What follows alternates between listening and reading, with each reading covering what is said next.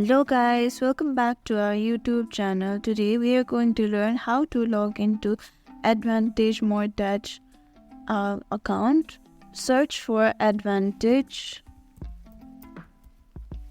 Moratgage, then go to click on its link, then its homepage. Then you can see the option of loan finder, then go on loan programs. Here you can see many types of loans.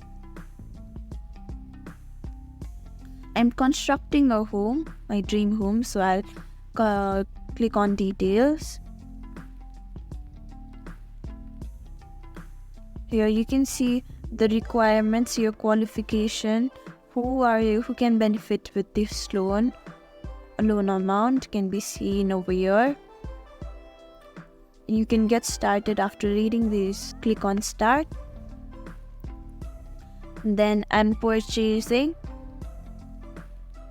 so I'll click on purchase.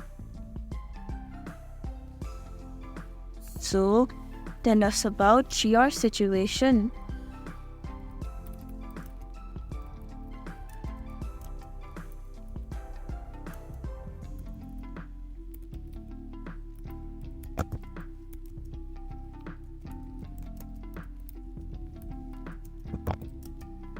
I've written my situation over here.